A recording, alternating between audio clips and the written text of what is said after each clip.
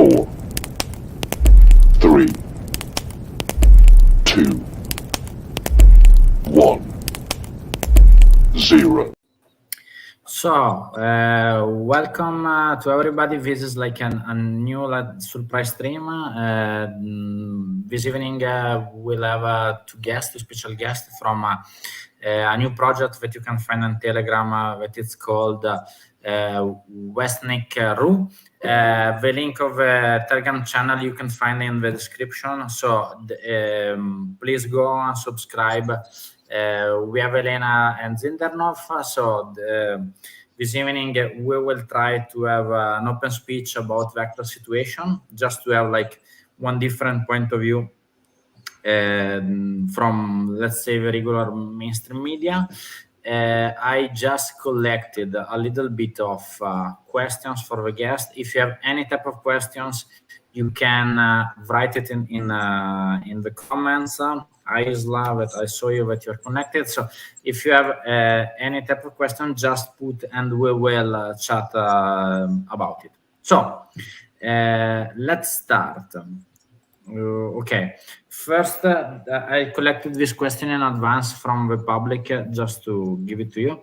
Can you define how the Russian victory figures? Let's say what could be a victory like for the Russian Federation in the actual, let's say, war scenario? And once achieved, how do the Russian envision relations with Ukraine as a state?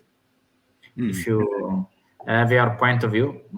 Well, I'll start with the fact that Vladimir Putin has made it pretty clear what the goals of this special military operation are.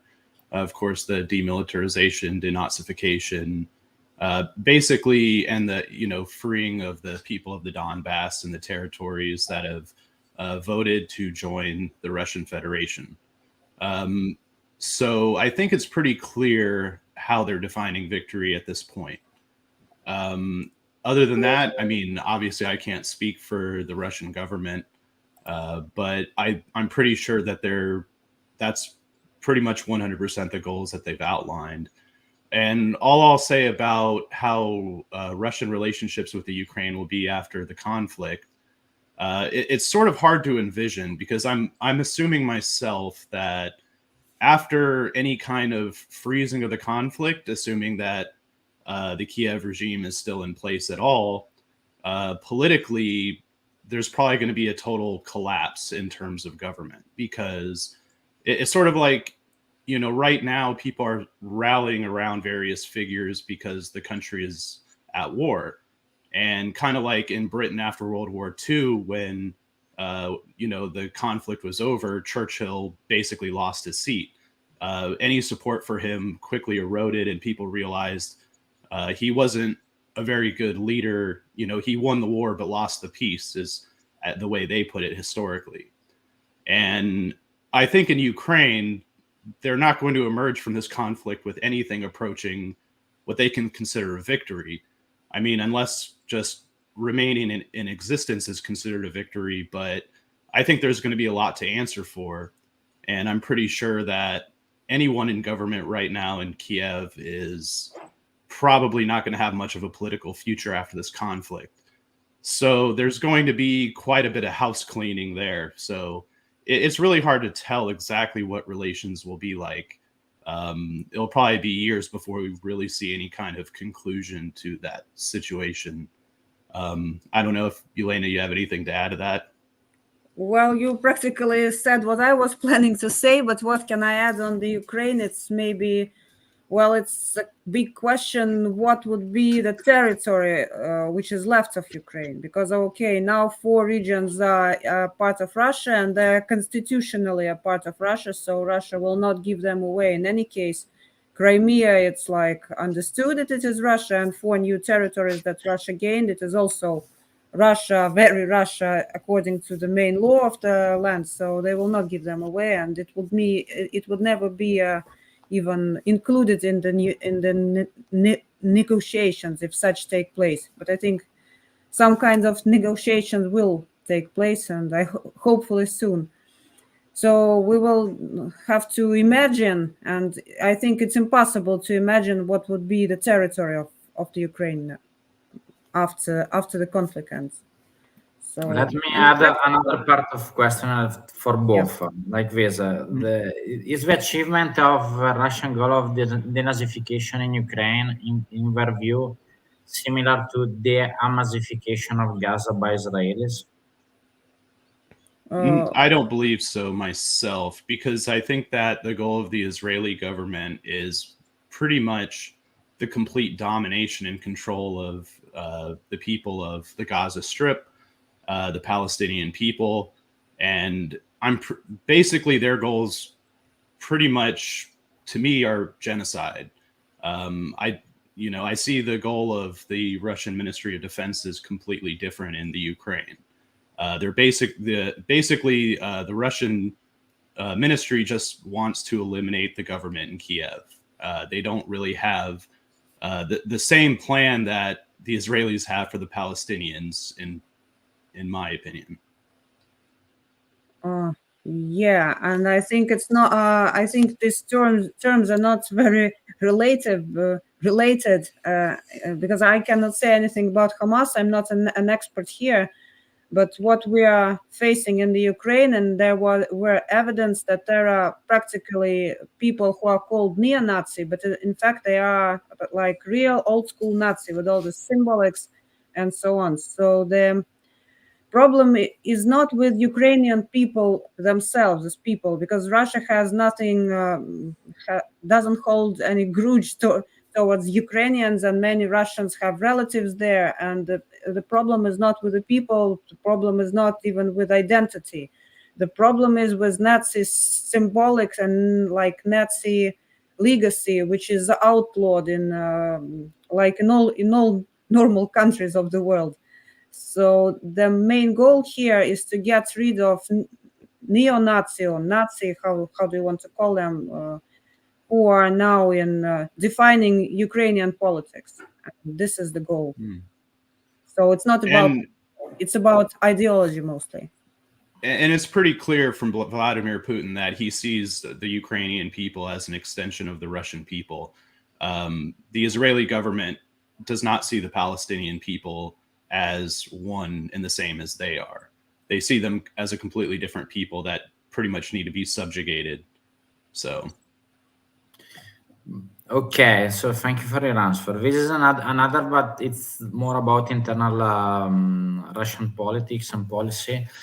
About the Russian election, about the emergence of a president candidate, but at the end was not admitted at the election, who opposes the war. So what do you mean into your eyes about this candidate? Don't remember, Jelena, the name, but you know for sure.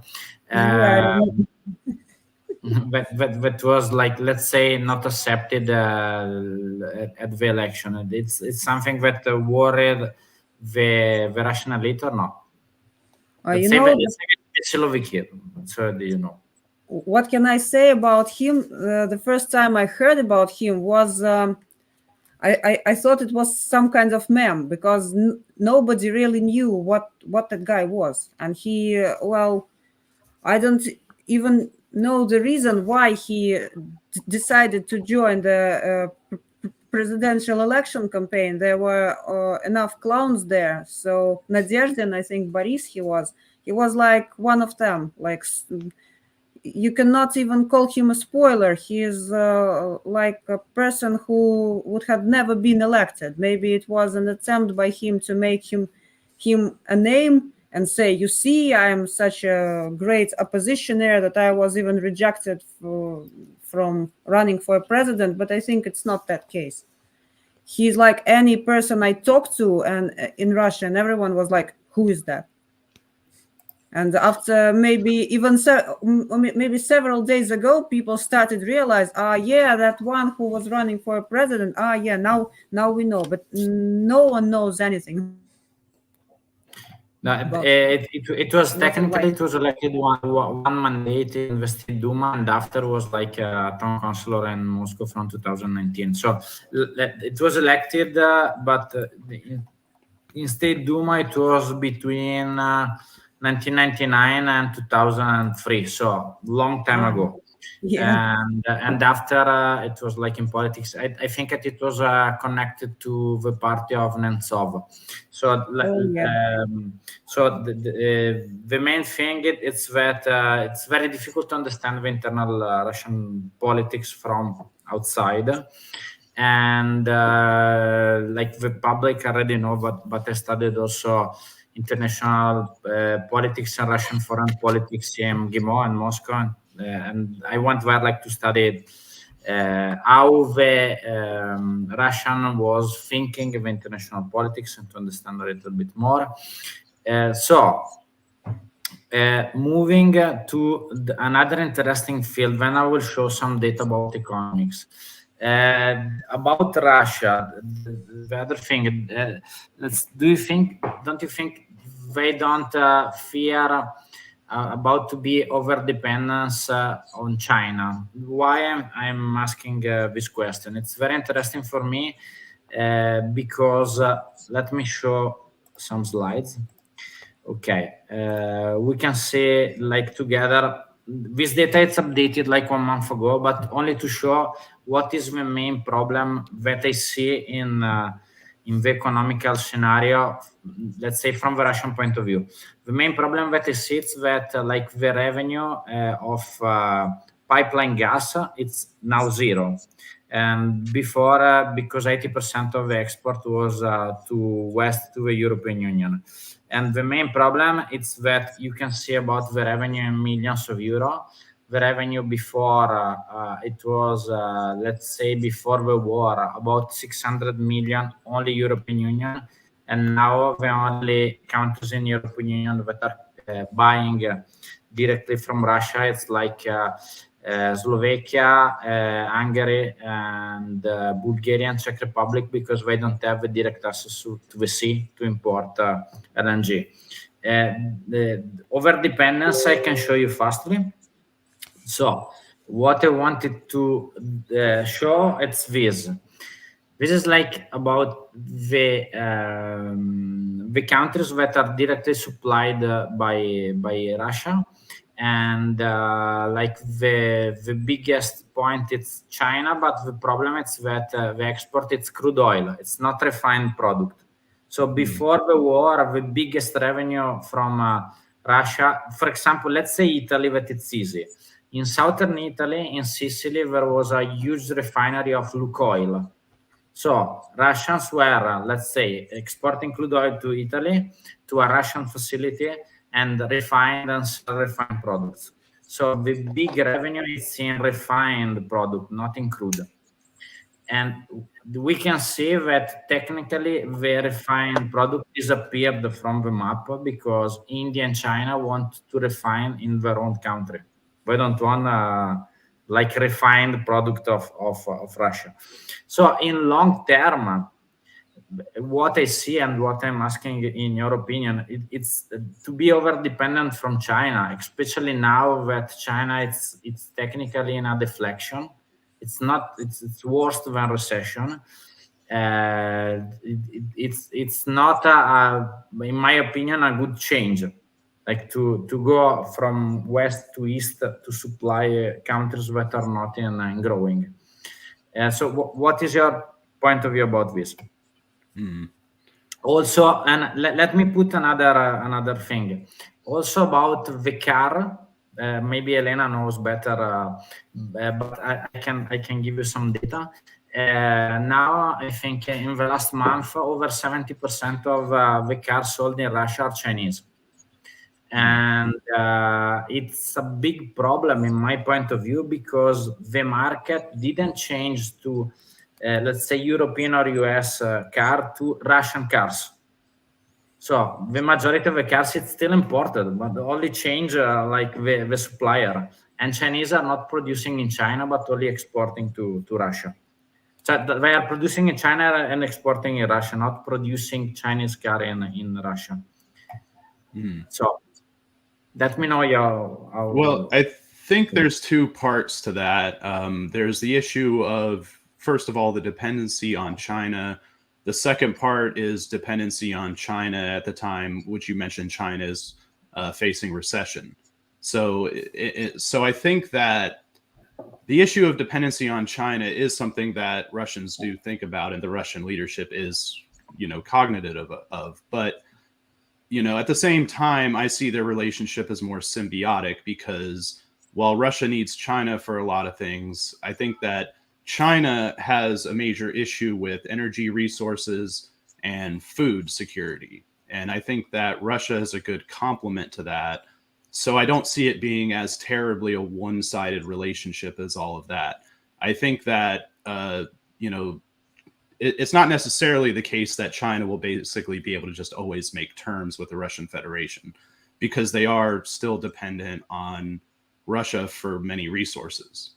Now, the issue is, well, what if they're tied to a sinking ship, as you said, in the case of if the Chinese economy implodes and Russia is overexposed to China, could that bring Russia down with it?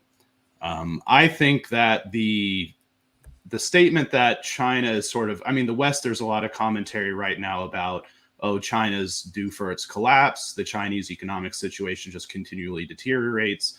And I don't necessarily agree with that, because I think China still has a lot of room for productivity increase. And they're also a different kind of economy.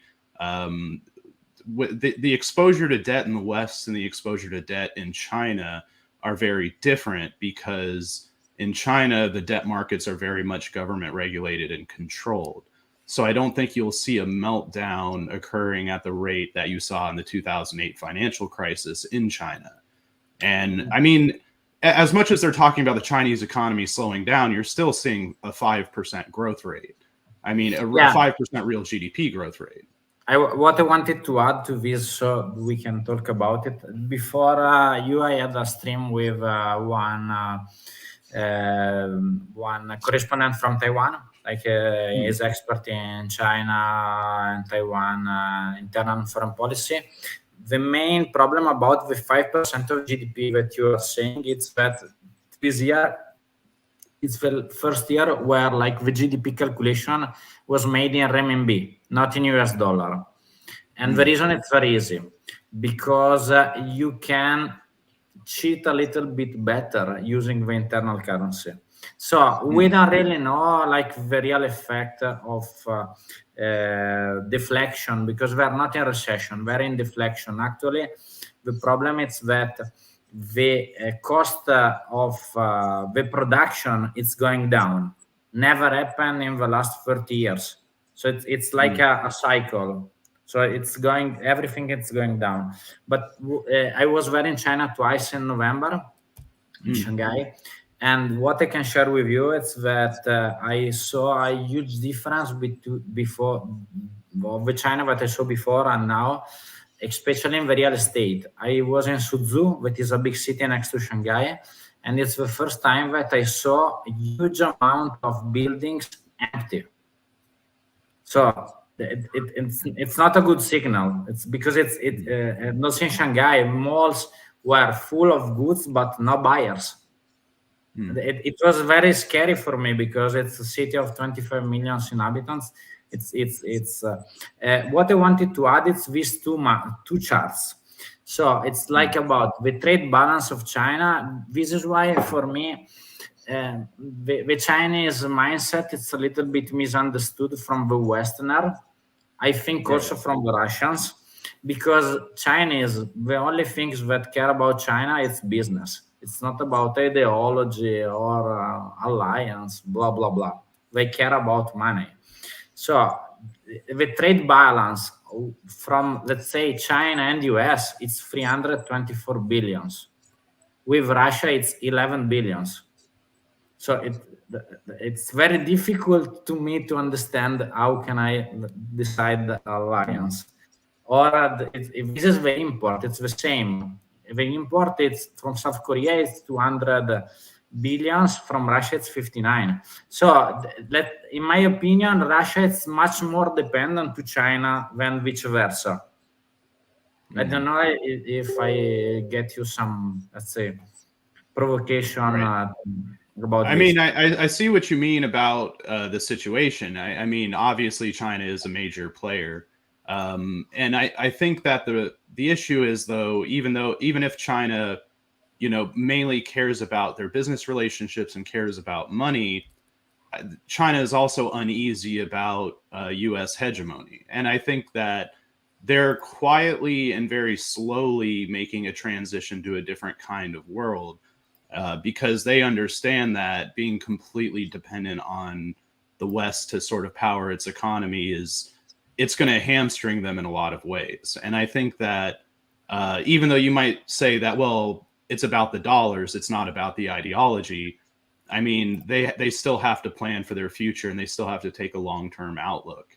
And if they're going to build any kind of an international order where they're not completely dependent on South Korea, the United States, things like that, they're basically dependent on countries like Russia, Iran, countries like that to do that. There's not really any other way to accomplish that goal. Of course, China's trying to play nice with the West. Of course, they're trying to play this view that they're basically taking the middle position. They just want global peace. That they take the position that they're unhappy with the special military operation, or the conflict in Ukraine, I should say, occurring at all, because they understand it's bad for business, it's bad for international trade. But at the same time, their relationship with Russia has only increased because they see the writing on the wall. They understand that they need to have something in their back pocket to deal with the West, to deal with the United States, even if it pales in comparison at the moment. Long term, they need to have something, and so they're not going to put all their eggs in one basket. They're going to play different angles. So, okay, And I had a very interesting conversation in December last year with a person who lived in Hong Kong, and I asked a lot of questions about China. And first of all, what we have to understand about China, that they have completely different mentality. They are not like Europeans. They don't think the way Europeans think. So if for like Western civilization, it's like black and white, devil and God, and so on, Chinese, they see everything as a whole. So they don't have, let's put it this way, the funniest thing about Chinese communism is there is no such thing as communism at all. They are building some kind of society which is acceptable for all the Chinese, and which makes Chinese people to be comfortable with it. So I don't think that China wants to deal with somebody. China just wants, they are business orientated. They existed that way long before Europe became like on its top, because China is much more ancient than Europe, even than Europe. So they're the country which survived a lot of crises, and they will survive, and this one too, in case it happens. And in general, if we look at the world economy, like everyone, there is no safe place now in the world. Europe is in problem, USA is in trouble, everyone is in trouble. And that crisis, it had to happen like 2 years earlier, but we were saved, if we can say, by COVID, and that crisis emerged a bit later. But now we are just facing another regular crisis, as we have seen before. I think it's obvious for everyone, because even in 2018 there were articles by like previous head of Bank of England, if I'm not mistaken. He was stating that the world is sleepwalking into new depression, which is much worse than the year 2008 crisis. So the situation now, it had to happen, and it happened naturally. It's not because of the conflict in the Ukraine. I think conflict in the Ukraine is the extension of the crisis, not vice versa. And so there are no safe places here. So who is the sinking ship? It's hard to tell.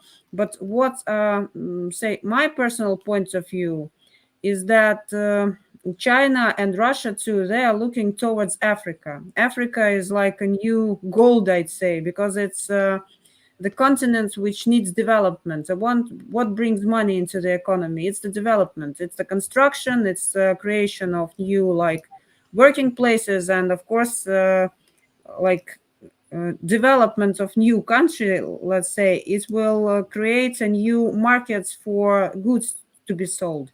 So I think Africa could be the answer, maybe not in long term, but in short term. Development of Africa may save the world from the next crisis. I mean, the next crisis will come anyway, but it will not come that fast. And as to over dependence of Russia to China, yes, there are some, let's say, some people are concerned about that, and it's true. But the thing is that Russia should move away, and they are doing it. They should move away from the resource economy. They must not be like exporters of crude oil, of gas, and so on. It can be a complementary thing, but resources have a tendency to end someday. So there is like politics in not politics but policy in Russia, which presumes that they will develop new business spheres for the new goods to be exported, for the new like ideas to be exported. So I think it's all in the making, and we just have to wait. It doesn't happen overnight. But Right. now we And see the world's biggest grain supplier, and it is also worth something. By the way, for the first time since the Russian Empire broke. So USSR was never food exporter like in that quantities. They exported some goods, but not that much. But Russia, modern Russia now, it is like Russian Empire then in terms of grain exports. And food security is like, if you don't have anything to eat, then the oil and the gas will not save you. So I hope I answered your question. No, you answered, but I only wanted to add this slide that I show because it's from it's updated to yesterday, and only to make more clear what is happening. Because, for example, about the nominal GDP growth, it's interesting because for the first time in 33 years, Japan it's over China in the nominal GDP growth. Never happened in the last 33 years. So and also visits, like you can see that from July of the last year, China it's in stagnation. It's disaster because technically they are like degrading the internal market. It's not a problem about economy, or the Chinese are saving money and not spending. So it because they have no, let's say, trust for the future.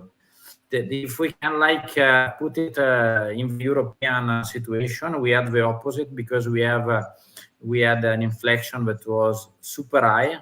I know, Jelena, you know it better than others because Russian people, in my opinion, are more used to inflation because it's normal to have high inflation in Russia, but not in Europe because we had over 10 years with 0% inflation.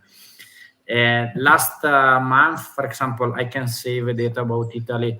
The inflation was the first time next to 2%. So it's going down fastly.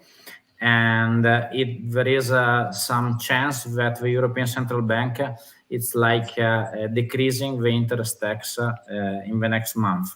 So it seems that economically something it's moving. I don't know how, but the sickness of internal market of China it's very dangerous because in my opinion, if China stop the internal economy, all the other markets that are connected to China will stop because Germany was dependent on China, also Russia. And so if they don't spend, all the others producers are decreasing their value. That we put well, I'll add that a black swan event in China will probably be bad for everybody, not just countries like Russia, as you just mentioned. But and Jelena, yeah, exactly. And Jelena mentioned how it's not good to be completely dependent on resources because resources can eventually run out. They're open to all sorts of issues with the international market. I just wanted to point out that in the last 10 years, the Russian reliance on petrochemicals to fund the government budget has declined from 40% to 25%. There was a lot of restructuring of the Russian government revenue after the 2014 shock. And basically, and that number keeps declining. I mean, Russia's dependence on fuel to fund their government activities has declined sharply, and it keeps going down. So it is a transitionary period. And I would like to say that I view economics a little bit differently as well, because, you know, you were talking about the differences in measuring GDP in renminbi and the local currency. I mean, GDP itself is an abstraction. I mean, basically, we're taking this very complex system, trying to apply a number to everything, and then trying to take a snapshot so that we can kind of make sense of what's going on. With economics, I tend to look more at resources and productivity and sort of like an economic realism approach, which is regardless of what the snapshot right now says, or regardless of short-term fluctuations, I tend to look at it as, okay, where are the resources? Where are the workers? Are the workers becoming more productive or less productive? I mean, global productivity is in a crisis, but the West much more so. If you look at output per hour worked in the West, it's basically flatlined since 2000. Europe is especially in a bad position, where they're lucky if they can achieve a 1% growth rate in worker productivity. On top of that, fewer hours are being worked because the population is aging. The population is aging in China, but productivity per hour worked is still increasing much more. So Europe is in a really bad position in terms of real productivity. China in a much, not nearly as bad of a position in terms of productivity per hour worked, even though they're probably in a worse demographic situation, but everyone's in a bad demographic situation. Everyone is below replacement level fertility. So as Jelena said, it's kind of like, well, who is the sinking ship? You know, everyone's kind of pointing fingers and saying, no, it's you, no, it's you, no, it's you. The whole world is kind of in a bad spot right now. So let me put a question from the public. I want to add on previous, just one sentence. You know, what I was thinking in general about economy, what do we want to achieve here? Do we want a number which looks pretty like GDP growth of 5% or 10%, or real real life of any normal citizen, any average citizen to become better? So this is the question, because number on paper and number in report, it's one thing. But if you come with the money to the store, I'm not buying like, you know, I cannot come to the store and say, you know, I want to buy milk, and as GDP is that high, please give me the milk just as is. I need money to buy that. So how much can I buy for the salary I have? And this is all that measures better what I think it's the best measurement instead of GDP and so on. So how much can I afford for my working load, like 40 hours per week? And that's the point. But yeah, I agree. But also for add something of what you said, in the same nation, it's very different. For example, if we compare, let's say Italy and Russia, that are very similar. If I put Moscow and Peter, it's one thing about cost of life, but also salaries. If I move from Moscow to another region, the salary could be 1/3 or 1/4. And but the only problem that I let's say it's difficult for me to let the people understand outside Russian Federation, it's that the cost of a lot of goods are the same. So the cost of gasoline, it's the same also if the salary is 1/3. If I move like to example Bashkiria, average salary it's about $400. In Moscow it's 1,000 or 1,200, but the cost of Gazprom or Rosneft it's the same. So it's different approach to the people to spending. In Moscow, people spend more. Outside, the people spend less or nothing, only maybe for living, but This is another discussion that I have with a lot of people, that in a war of let's say between survival, the Russians, let's say also the Ukrainians, are able, let's say former Soviet Union people are able to survive. Westerner, no. So and US also, it's like it's the same, because it's different. It's like it's also about the real effect about the sanction. You took out the iPhone, and the Russians, they don't care. But also if you have the Ukrainians also, it's like you can easily take another type of phone or whatever. Another thing that I wanted to show before the question, it's a very interesting thing. It's also about the way how Chinese are using like their money, because I don't know if you two ever been in China, but I went many times, and the change of the internal market, it's huge, because there is mainly nobody that's using cash anymore. So it's pretty became a cashless economy, and they pay with WeChat, that is like WhatsApp, and also with another app that is called Alipay, and that is like AliExpress or Alibaba, but it's connected to your bank account, and you pay with QR code, and you can give money directly like to another person, or only with the phone, without any type of transaction. So, and you don't pay the bank; it's direct between you and the others. It's completely different, the approach of the Chinese to the market. So, as you said, Jelena, they think different, but in my point of view, it's my personal point of view, the Russian mindset, it's completely European. It's completely not Chinese. So it also for the economy to deal with the Chinese, and I have personal, let's say, people inside that, it's very difficult for the Russians, because it's like completely universe, not a different universe. So, about the question from the public, if Russia wins the war in Ukraine, with or without reaching Odessa, how do you see the future of European security after war? Does NATO survive into a long-term future? Oh. I think you have to ask like any military analyst here, because it's we're civilian people. Okay, but what was I listening from, like Russian military experts, and maybe you know those people like Andrei Martyanov, but Martyanov, okay, he is like international expert, but Vladimir Trukhan and Oleg Shalandin, they all of them are mentioning that like NATO is well, it's not only them, but most of the people say that NATO is brain dead like entity.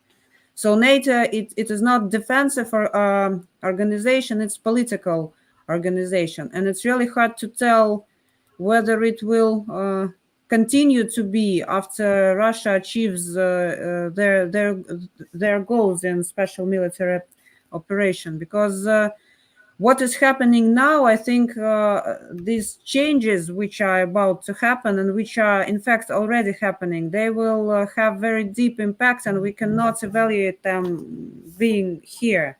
We have to, how say, we have to step away a bit and look like in a larger perspective, because we don't know what the world would be like after SMO is over.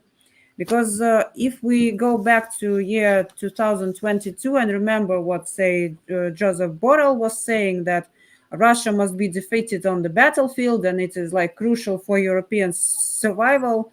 Well, we've seen that Avdiivka was taken yesterday and it was confirmed. So it is a major breach in Ukrainian defense, and most likely, well, according to military experts, I say that it doesn't mean that the front will crumble right away. But I had a conversation, say, with Scott Ritter. It's not like how to say, it's not a secret that I had a conversation with him, and he said that what is happening in the Ukraine now, it resembles a lot the battle on Kursk. So when there was a battle on Kursk, Wehrmacht was broken. It didn't break and crumble right away. It was crumbling for the next 1.5 years up to May 1945. But still, it was defeated morally, and it was broken. The same happened with the Ukraine. Ukraine is broken, but the problem is for the West, that the West said, okay, guys, we are with you and we are going to help you. So it is not only about Ukraine losing, it's about all the West losing. And it doesn't matter if Russia will take Odessa or not. Anyway, Russia will achieve its goals, and it would be like reputational. First of all, it will be a loss of reputation for the West. It will not threaten Europe or USA in any military sense, because Russia doesn't want that war. Russia just wants to live as they live and to like exercise their way of life, and they don't want to interfere with European politics and so on. They just want to live as they got used to, and not to see like Europeans coming and saying, oh, you must do this, you must do that, and so on. Russia wants to be viewed as equal in this on the world stage, and this is what was Russian requirement. It doesn't mean that if Russia liberates now the territories which they claim are Russian, it doesn't mean that Russia will proceed and go and take Europe or go and take all of the Ukraine. Russia doesn't need that. Absolutely. So European security is not under threat here, but European reputation is under threat. And this is our like other countries who are like endangered here, because we don't know who is like NATO, if NATO will still exist. I think it will exist for a while, though. Which country would be the next target to like prove that NATO is still strong? So I don't think there's a question of European security. It's a question of the world's security more than of European. Right. And to add to that, I mean, will an organization called NATO continue to exist? I definitely think so. I definitely think they'll probably, for the remainder of our lives, there will always be an organization that exists called the North Atlantic Treaty Organization. However, as far as whether or not they'll actually learn anything from the special military operation, I don't believe so, in the sense that we see the difference in the way the West produce weapons and the way Russia produces weapons. The Western military contractors seem to like these very juicy, very profitable contracts for weapon systems that are basically the equivalent of a Lamborghini or Maybach or something like that, where they can make a ton of money selling these very cutting edge, very complicated systems to the militaries around the world. The problem is you can't quickly increase production of those systems. And we see how they've even struggled to increase the production of artillery shells, because artillery shells are not hugely profitable. I mean, they've become more profitable lately with the demand for artillery shells, but even things like, okay, if we produce another factory for producing artillery shells, we need a guarantee that we will be able to earn this kind of profit for another 20 years to really make it worth building a new factory. And I don't think that neoliberal mechanism for producing weapons is going to be cured anytime soon. So I think we're just going to see more of the same. I think NATO will continue to exist. It will continue to produce weapons in an effective and sort of profit-oriented way.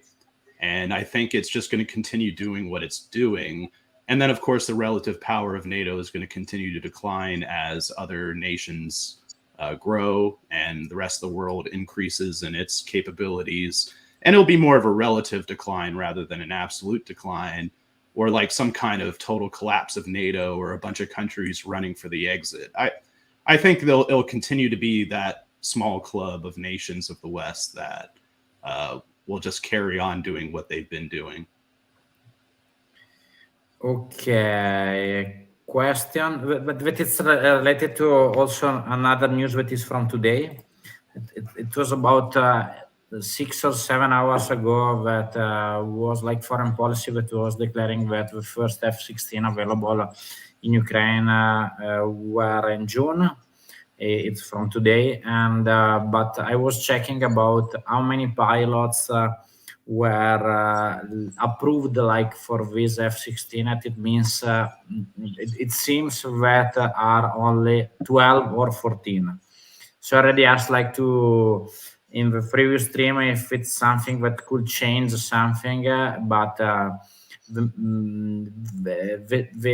other let's say question that is connected is it seems strange for me that in the last 2 days, yesterday and today, there was news from that is like from Czech Republic that it's about this that they magically found 800,000 artillery rounds in the storage that are like available for Ukraine. And today it's the same news from Denmark. So this is I wanted to have some US military expert, because I still don't understand what is like the real move of the US strategy from now to the election. Because I'm sure that something will happen between now and November, but I don't understand what is like the real drawing of what is happening. What is your point of view about it? So is the question specifically about the artillery shells or about the United States? About the United States, because the artillery shells, I think the timing of this news, it's very interesting, because let me be more precise. For me, let's say Advika, it's more like an ideological victory than a strategical, because still I was checking like for the field fortification, and there is other 3 lines of the field behind, still not yet fortified like Advika, but for probably for the Russian internal let's say audience, to get the city was like Bakhmut. So it was very important for the Russian to achieve this goal. But just Advika, you had like these 3 news, like about supply of artillery fields and F-16, and then no news from US about what is happening in the House of Representatives, and then you have like the elections. So, what do you think about it? As far as the U.S. political situation, the news I saw about basically Republican members of the House could theoretically break ranks and force a vote on Ukraine aid going against Speaker Johnson. Basically, Speaker Johnson would become irrelevant, and it would be a huge blow to him, and that basically the pro-Ukrainian Republican House of Representative members could force this vote along with the Democrats and get this aid passed. They could pass the Senate bill, for example. But then a lot of people threw cold water on that, because the question is how many Republican members would actually go against Speaker Johnson. And it remains to be seen. But as you said, I think the Western press needs something. I think they need something to counter the news, the negative news for Ukraine on the battlefield. So you're going to see a lot of these very questionable reports come out. Like, considering I find that report of, we found 800,000 artillery shells to be another very questionable report. Like, we need to get this negative news out of the papers. We need some positive news for Ukraine. So they're pushing everything they got. And I mean, I even looked into, I saw a question about that. And so I looked into it. They say they found these 800,000 artillery shells. They're mostly in the stockpiles of countries outside of NATO. It's basically like saying, in theory, if we can come up with the money, we can get artillery shells from all over the world.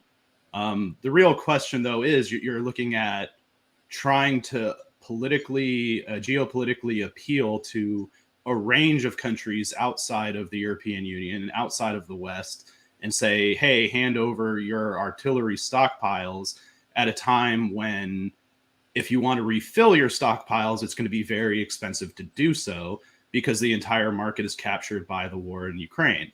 So how many countries are realistically going to be willing to give up their artillery stockpiles, knowing that refilling them is going to take years and cost 5 times what they originally paid.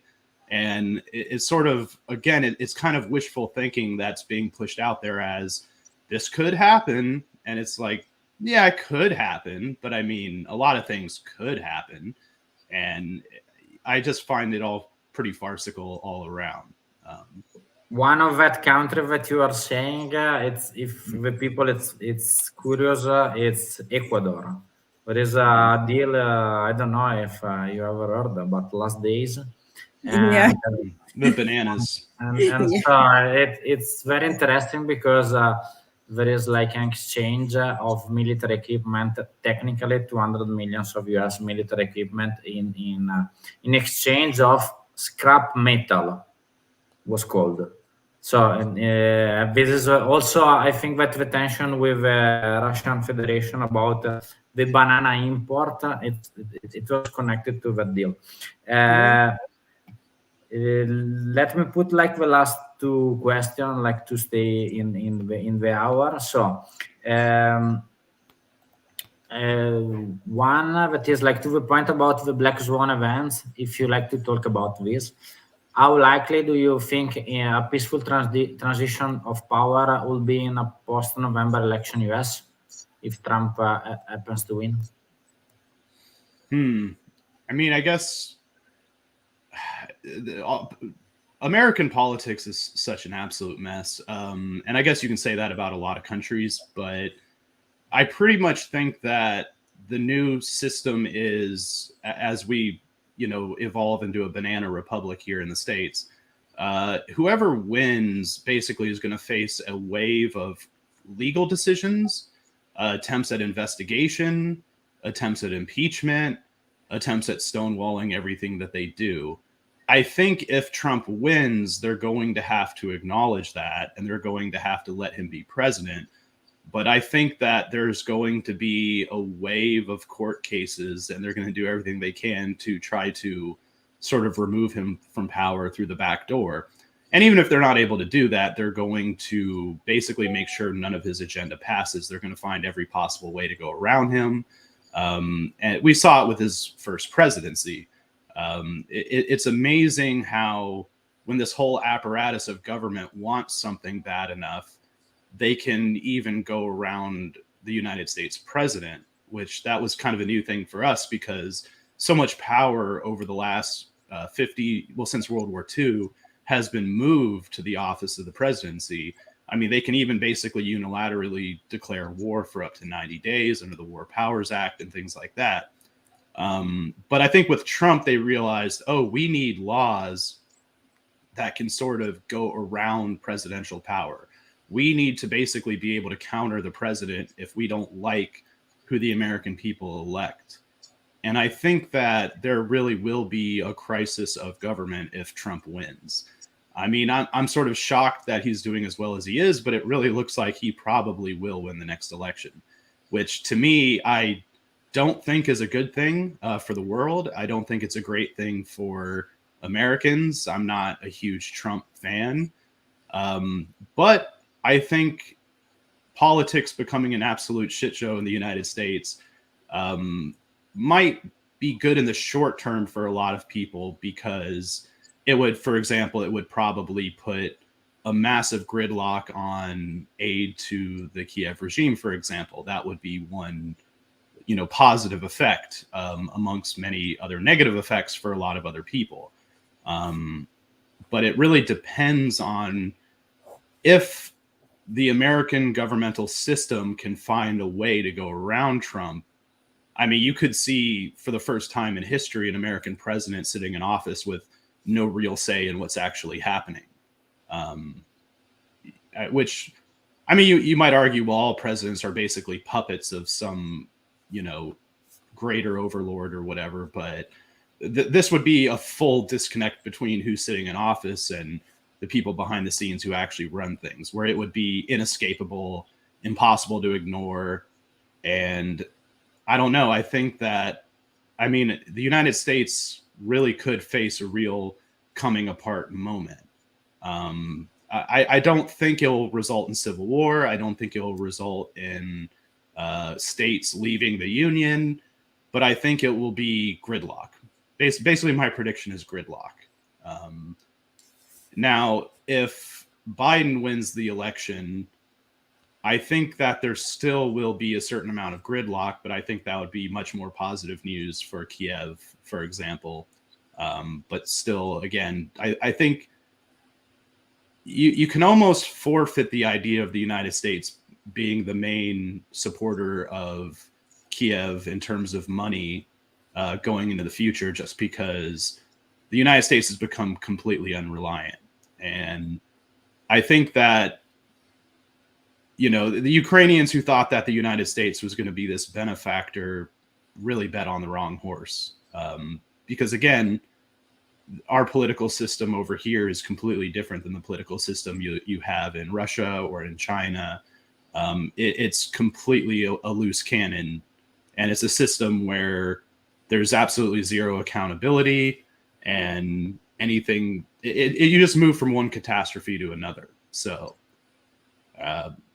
really all I can do is talk about how awful the American political system is, but I'm pretty sure everybody is already aware of that. So let me put like a question. Jelena, you already answered before, but just to put like this in a more clear way of your opinion, like what does Russia demands in order to engage peace talks, in your opinion, and what are the prospects in the medium term between Russia and the European Union? And then I have the last question, but it's only like it's not about it's from the public. So, Jelena, to you.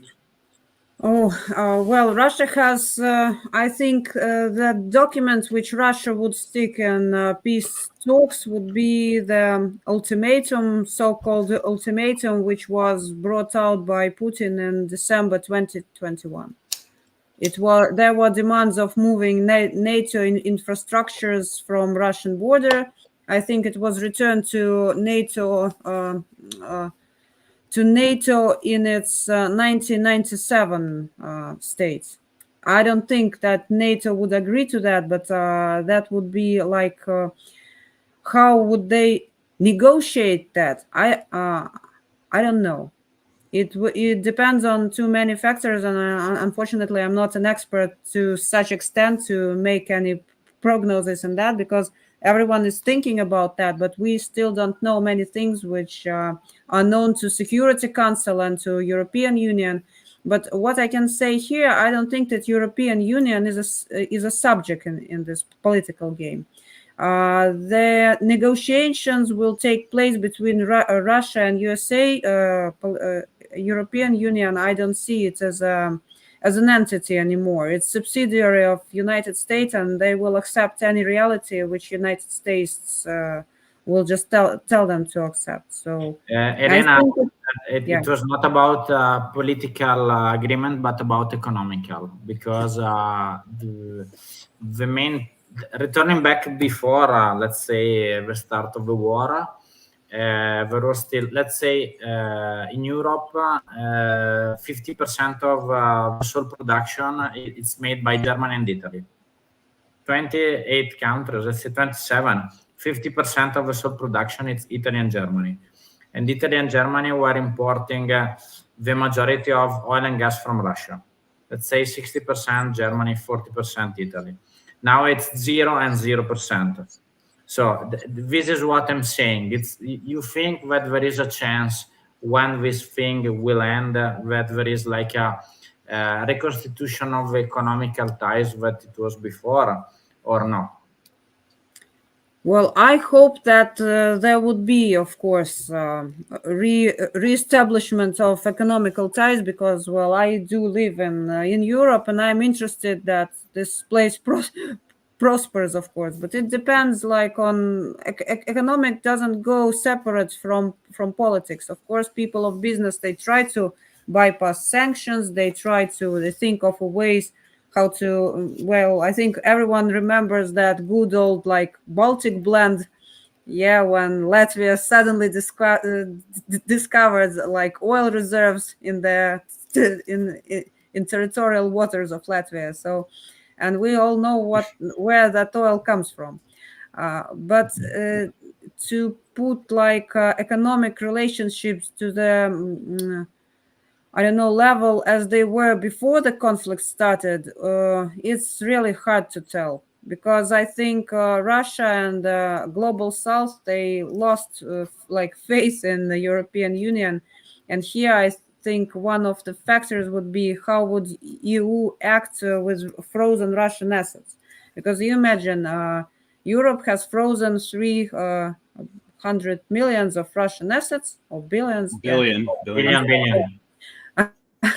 Yeah, and imagine if you are, say, Chinese or Saudi or I don't know, African businessman or Indian businessman, and you know that suddenly your country might become like an enemy or a threat to EU, and your funds will be frozen too, and there is a good chance that your funds will be transferred to a third person just because EU said so. So there is no respect towards like private ownership, and this is the basis of any like free economy. And EU is well, it hasn't done that already, but it's very close to violating this law. And will it add credibility to European economy and to reestablishment of ties? That's the question. So, but let me put the last question, because we are already over 1 hour. So it's from the public. I have a personal question for the host and the guest. What makes you interested in geopolitics and in the guest in Russia?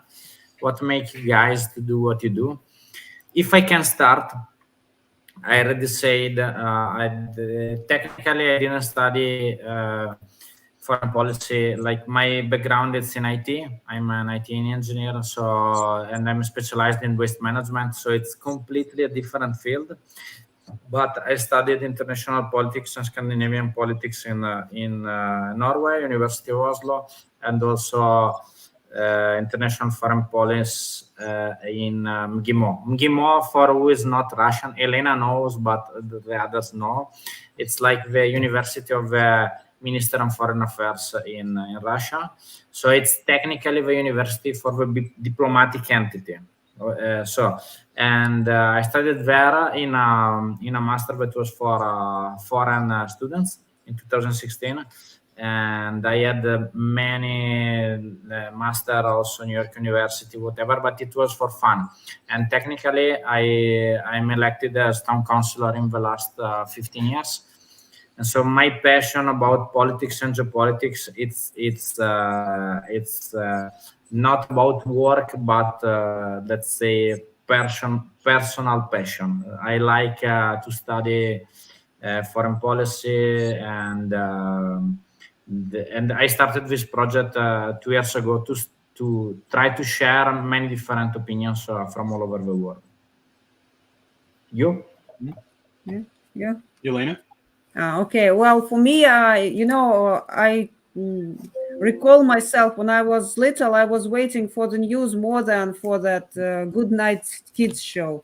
So it's like came naturally, and I was born with that, and I just grew up in environment like that. And I was studying economics in high school. I have master degree in the economics, and I was like, my last job was connected to anti-money laundering. So in a way, of course, it involved knowing of geopolitics, because you cannot be effective in analysis if you don't know what's going on in the world. But for me, like politics and geopolitics, it's like, yes, it's a hobby of a sort. I like it. It's interesting. That's all I can say. Thank you, Jelena. Yeah. I think for all of us, it starts with a personal interest as well. I mean, for me personally, when I was a child, I did a lot of flying around between various states of the United States. And in a world before smartphones, your choices were stare at the seat in front of you for 3.5 hours, or pick up a magazine from the bookstore. And I would pick up like The Economist and things like that, and started reading that stuff from a very young age. And I've always had an eye on the international situation. And, you know, in the United States, we've had the privilege of sort of only thinking about what goes on within our own borders for a very long time. And that's sort of where the idea of the ugly American comes from. They're the sort of self-obsessed American. We don't live in that world anymore. Now you kind of have to pay attention to international affairs, and politics is global. Politics, economy. I mean, in a way, it's always been global, but now it's pretty inescapable. And I even have family ties as well to the Ukraine as well. So, I mean, that's where a lot of my interest comes from. And I consider my current position on the Ukrainian conflict to be based on who I believe is in the right morally as well. So thank you both just for living the life with provocation. There was a declaration of Posner that Jelena knows for sure.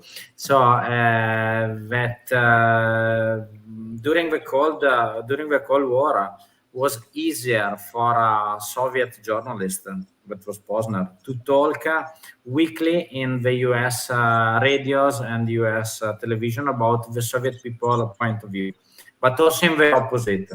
The problem is for me now that we need more talkings to understand each other. Probably there is not enough people who try to talk and not enough people who try to listen. So this is what I was trying to do with this project, to making connection all the people with the goodwill to achieve, let's say, a peaceful way of living for all the world. So thank you so much for your time. Wait a sec that I will close the live. And to all the people that liked the stream, remember that there is like this new project, Vestnik Ru, and the Telegram channel, it's in the description. So you can add their channel, and see you soon. Thank you, Jelena. And Bye-bye.